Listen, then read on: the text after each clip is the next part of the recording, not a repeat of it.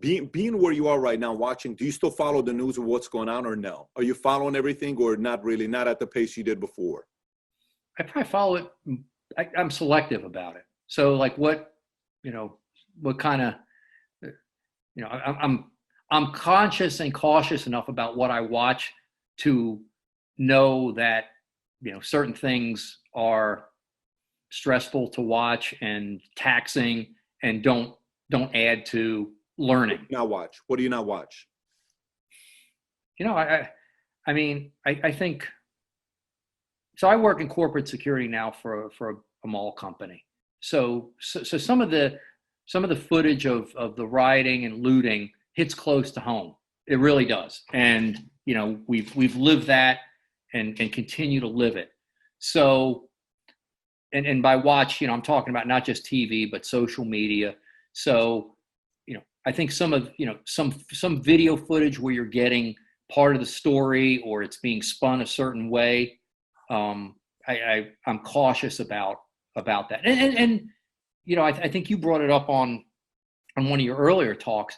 You got to consider who's the motives of people behind this. So I think you said doesn't it make sense that China benefits or Russia benefits or the Middle East benefits from these scenes of chaos in the street?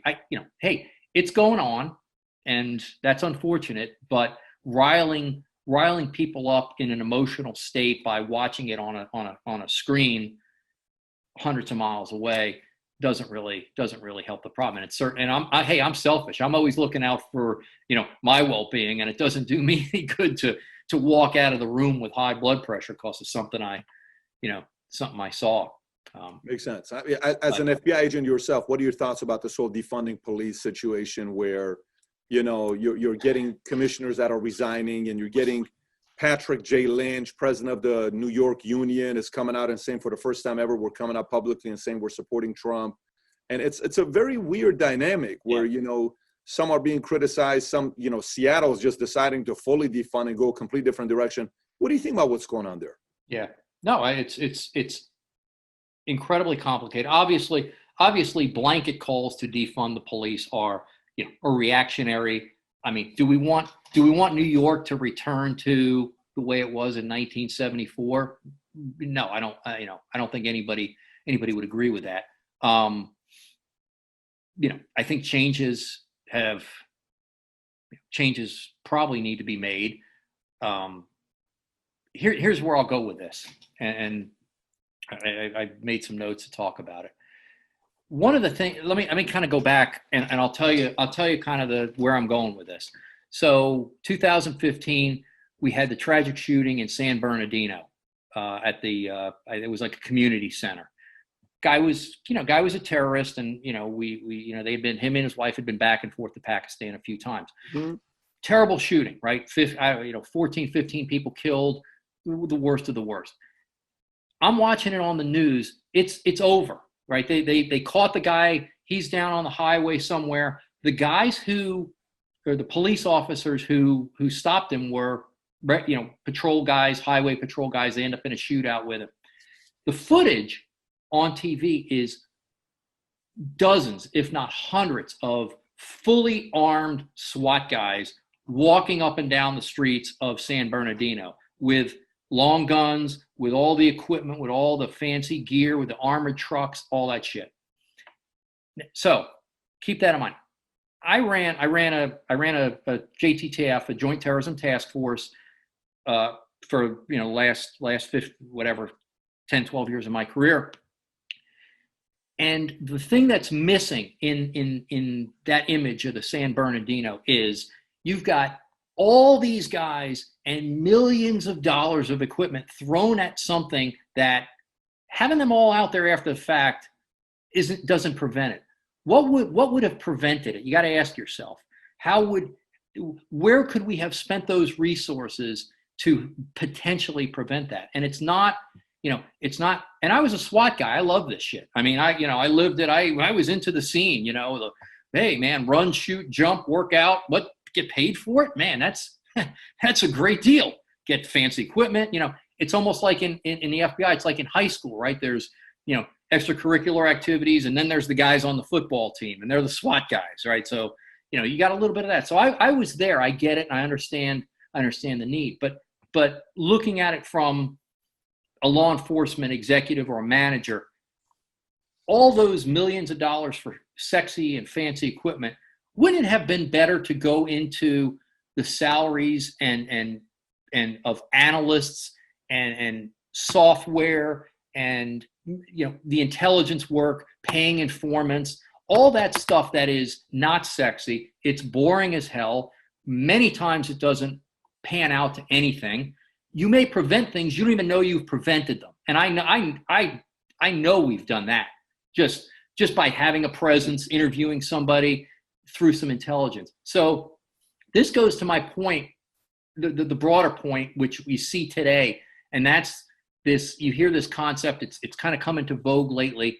And I'd like to think I was one of the pioneers of thinking about it. Not that I raised my voice about it, but this militarization of police, and you see it now where you've got it drives a wedge in a community where you have what looks to be an occupying military force. Now, no doubt about it, you need to have SWAT teams here and there in big cities, deal with an active shooter, etc. But and so the question is, how did we get here? How did we get to where every small town police department has an armored vehicle and a team with long guns and maybe a helicopter and all kinds of other, again, fancy tactical stuff? And I can't take credit for this. It's coming from a guy named Radley Balco, who wrote a book. It's called, The Rise of the Warrior Cop. And he points to the funding, two sources. Military surplus stuff under a program, it was like 1033 program, where state and local law enforcement could go to the military and say, hey, we need an armored vehicle. You got any extra ones? Well, yeah, we just brought a whole bunch of them back from Iraq, so take it and run with it. So now they got an armored vehicle. They might get other stuff. And then post 9/11, DHS funding grants to have this kind of preparation. And if you're given the choice, you're running a small police department, and you've got, you might be a sheriff or something, and you've got voters, you're trying to impress city council, you're going to spend that money on a fancy team that can rappel out of helicopters, even though you're never going to use them. Or I'm going to hire 3 kids with PhDs in computer science and analytical intelligence to grind through records, or I'm going to hire investigators or agents who are adept at working informants, who might have the language, who can get into these groups. That's where I think we've reached that point. And, and to the broader point, I think that those images of fully armed police departments have been they've been counterproductive. They fuel the narrative of defunding the police. So, by the way, I like what you're saying. A lot of people are not going to agree with me, but it's fine. I understand. That's the whole reason why we're having a conversation. I'm reading a book right now called The Man Who Saw the Market: How Jim Simmons Launched the Quant Revolution. The guy's worth about $24 billion. And when he came out, he started a company and hired, I think he was working for some university, and he ended up hiring the best mathematicians in America and eventually in the world. And he brought them together, and eventually he started a firm, and he brought all these mathematicians to study the market, to see what happens with the trends.